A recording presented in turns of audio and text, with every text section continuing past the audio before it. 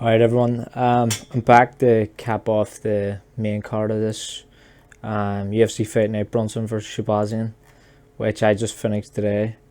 But as I say, don't really like this card for betting. It's more of a live bet card to me, especially in comparison to last weekend's, but nevertheless we will break it down from a betting perspective. So Kevin Holland versus Trevin Giles. It's the first fight in the main card. I mean, you never really know what you're going to get with Kevin Holland. His skill set's there. He just has mental lapses in fights, or bad fight IQ, which makes me hesitant to bet him against anyone really. But he's -200 favourite in this spot, and while I do think he wins, I think that price is a wee bit crazy. I mean, if it was pick'em, I'd probably bet him, but 1 to 2, nah, no way. We've seen how good he is against Anthony Hernandez. He knocked him out in the first round very quickly. And then, against Brendan Allen, as I say, his bad fight IQ was on display again. He's taken Brendan Allen down. Brendan Allen's known for his ground game. Kevin Holland's advantage in that fight was on the feet, so see what I mean? It's just weird. He's hard to trust, but I do think he is much more skilled than Trevin Giles. He will have a 7-inch reach advantage in this one over Giles, who beat James Krause in his last outing, but lost his previous two against Meerschaert and Zach Cummins, which is never good, especially considering them fights were both last year. So, to be honest, I heard some stuff from Trevin Giles saying he could barely train for this fight and stuff because he's full-time cop. So his training schedule hasn't been all there, which is never a good sign. And oh yeah, one other thing I forgot to mention on the Kevin Holland side is I think he's taking this fight on 2 weeks' notice, because his original plan was to move down to welterweight, but he has took this short notice opportunity fight against Giles. But yeah, no, I do think Kevin Holland beats Trevin Giles here. Just think he has an advantage on the feet. Uses long range, fighting the outside, and probably TKOs Giles. Don't really rate Giles too much, to be honest with you. He's okay.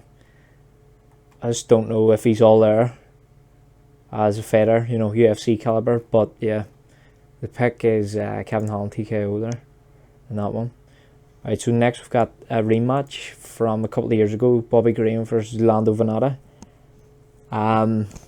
Yeah, so this fight happened in 2017, and Lando Vannata illegal kneed Bobby Green while he was down, which cost him the win basically, because he won the first round and he won the second, but the point deduction came in the first round. I mean, it was a 9-9 round, and then he lost the third round. So yeah, so if he didn't do that illegal knee, he would have a winless record against Bobby Green in that fight. And here's a tip you should take into consideration in terms of rematches. The younger fighter tends to win the majority of times in the rematch over the older fighter, historically speaking. I think it's like 70% of the time in that range, which is an interesting fact. But yeah, we're probably seeing Lando look as good as he's ever looked against Yancy Medeiros in his last outing. That was back in February. Yeah, he looked good in that one. He didn't take as much damage as he usually does, as he did against Green. And he worked in the calf kick into his game recently, and he did it in the green fight as well, but he wasn't as persistent with it in that fight. But I think if he goes back to it in this one, stays on that calf kick, he'll find a lot of success, because Bobby Green stands heavy on that lead leg, and because he comes from a boxing heavy attack, Bobby Green does. So I think the small cage does favour Bobby Green though, but even still, I'm not sure how much of a difference it's going to make, really, to be honest. So if we look at the odds for this one, Lando Vannata 8-11 favourite by Victor. Not surprised he's favourite, to be honest. Probably cap him personally in the 60% mark. But he does take a lot of damage, so he does. As I say, so it makes me hesitant to bet him. And he slows down in fights. He didn't too much against Medeiros, maybe a little. But in the green fight he did. In the Frivola fight he did. If his odds were better, if he was a pick him, I'd probably bet Vannata, but not at that range. I couldn't. But honestly, I do think Vannata works with that calf kick and outpoints Bobby Green across 15 minutes. I think he'll win 2 rounds possibly and get the decision. Next fight is Vicente Luque versus Randy Brown. This is an interesting fight, but at the same time, can't really see why UFC's making this fight, because Vicente Luque, I think he should be fighting someone like in the maybe top 10 rather than Randy Brown. He's just a level above Randy Brown, so he is. And his last performance, he finished Nico Perez, who I'm near sure is higher ranked than Randy Brown, so it's a bit of a weird one. Correct me if I'm wrong on that one, but Vicente Luque, we know what he's all about. He came into the UFC originally as a grappler, but he's really worked on his stand-up game, and he's very accomplished kickboxer on the feet now. And he's very good with the calf kick, where I think he'll be tormenting Randy Brown with it. We've seen it in the Price fight, the first one. Interestingly enough, in the second Price fight, Price actually was hurting Luque with the calf kicks, which I didn't really expect. But yeah, I just think in this fight, Vicente Luque holds an advantage everywhere, sort of. I mean, if Randy Brown takes him down, I think Luque can jump on his neck and possibly go for a choke. If he stands with Vicente Luque, I just think he's going to get diced up. It's just, I don't know how Randy Brown wins this. If he does come in with a very good game plan and executes it the perfection, I think he could win it, Randy Brown, but that's a lot to ask, especially against a high level opponent like Vicente Luque, who's just going to be in your face, just putting damage on you, kicking your legs, just nasty left hook and stuff. I really do rate Vicente Luque. His only 2 losses have came against top 5 guys: Leon Edwards, Stephen Thompson. Before that, he was still green in MMA, but he's came a long way. I like him. He does get hit and he takes a lot of damage. Vicente Luque does, but his chin hasn't faded at all. Like you're kind of wondering, when's this guy gonna be knocked out? And he did get dropped by Stephen Wonderboy Thompson, but he recovered quite well, and he showed his chin still there, and basically as good as ever in the Price fight. It hasn't been deteriorated really. I just don't think Randy Brown has the boxing to hurt Vicente Luque on the feet. Randy Brown is mostly his stand-up, mostly his kicking game. But it's hard to see how he wins this fight, to be honest. I think Vicente is really going to put it on Randy Brown, and I'm going to say maybe third round TKO or something of that effect. I just think they're levels apart, really. But nevertheless, it's a good fight. If Randy Brown wins, that would be a big feather in his cap, so it would. I'd be very surprised, to be honest. I can see why Vicente Luque is favourite in this fight, and I think it's justified. So yeah, Vicente Luque TKO in that one. Jojo Calderwood versus Jennifer Maia. Haven't really done tape for this one much, because I watched some of. I know Calderwood very well. She's been in UFC a good way now. I watched some of Maia's fights, seeing if she was like a live dog in this one, but no, I think everything she does well on the feet, Calderwood does better, and I can't see Maia taking Calderwood down, where she does have a advantage in this fight is the ground, but I can't see her taking Calderwood down at all. But the only thing that is a red flag for me for Calderwood is she's coming in on like 2 weeks notice, and I mean, how much has she been training before she took this fight? We don't know. Honestly, not sure. It makes me reluctant to bet on this one. But I think this fight is good for live betting. I think it will be competitive, but I just think Calderwood's going to outwork her. She's got the better stand-up. She's better at range. I think she can stop Maia from coming close, and in the short clinch game. I do think Calderwood's got this fight in the back pocket.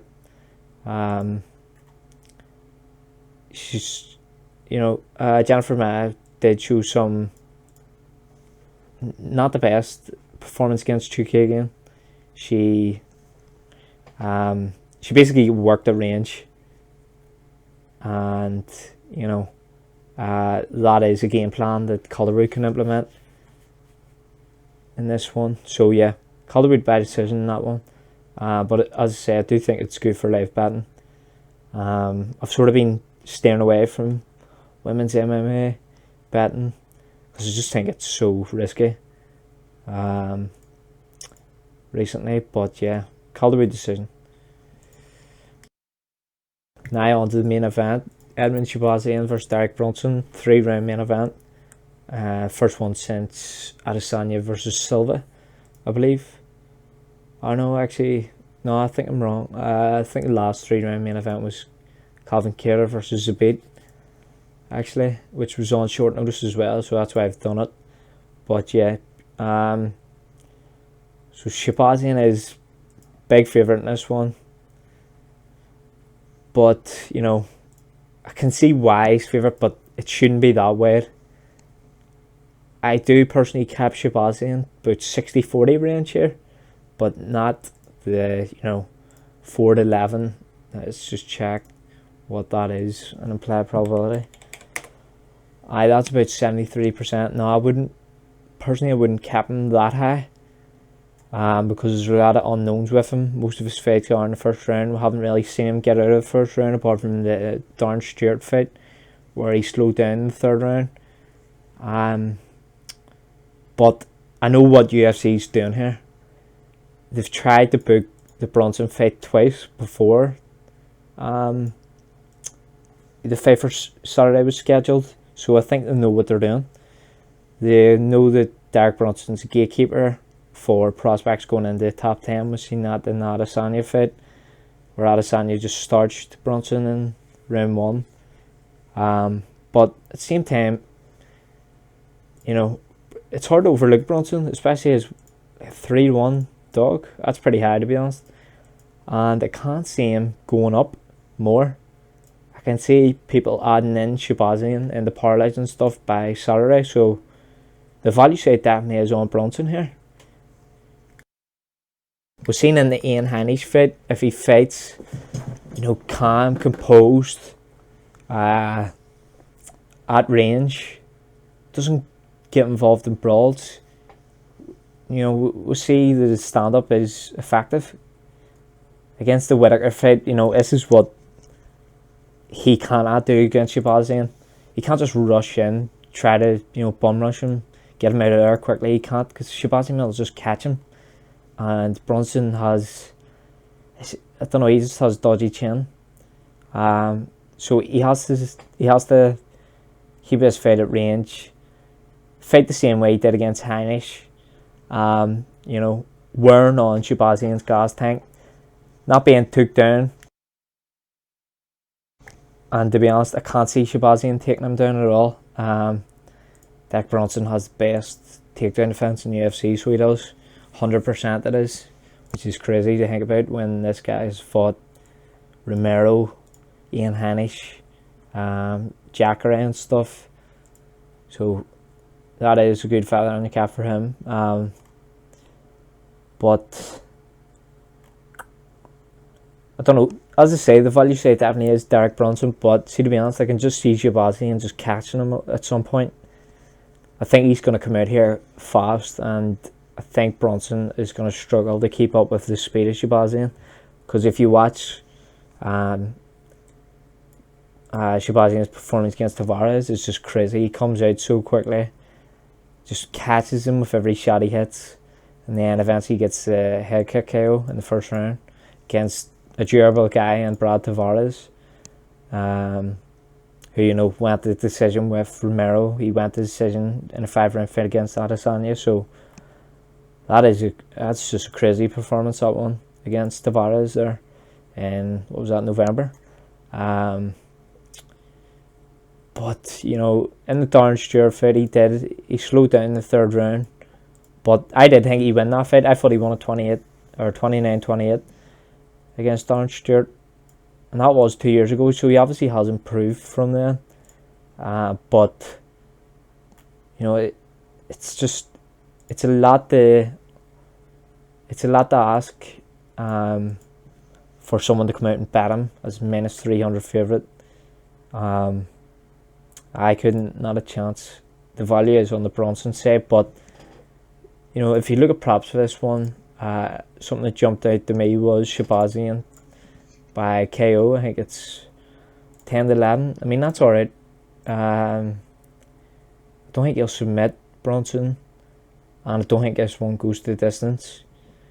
I mean, it might, but it depends how both of them fight. To be honest, there might be some value there on the KO lane, but no, I'm not going to play it. I would like it higher. Brunson's a live dog in this one, especially if he does get bet up. He gets put into parlays. Shahbazyan, that is, and Brunson's price will go up. He is 3-1 now, but see, to be honest, by Saturday I can see him going up to like 7-2, possibly.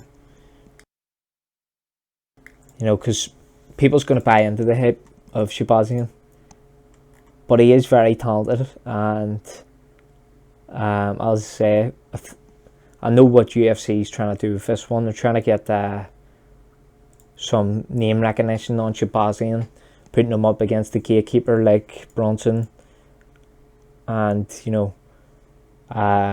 bring them into the top 10. But yeah, values on Brunson, but I think Shahbazyan TKOs him first round, I'm gonna say. I just think he finds the chin. He's got very fast hands. He's got a crazy head kick. I just think he catches Brunson at some point, most likely in the first. So yeah, I've got Shahbazyan by TKO on that one. So that is the card wrapped up. If you're interested in the service, fire me a DM across on Twitter. We've done quite well in the last card, by 31.5 units of profit. So yeah, it was a good night for me, that one. So yeah, as I say, if you're interested, fire me a DM on Twitter, MMA Betting 72. Yeah, that's me. Over and out. Good luck, everyone.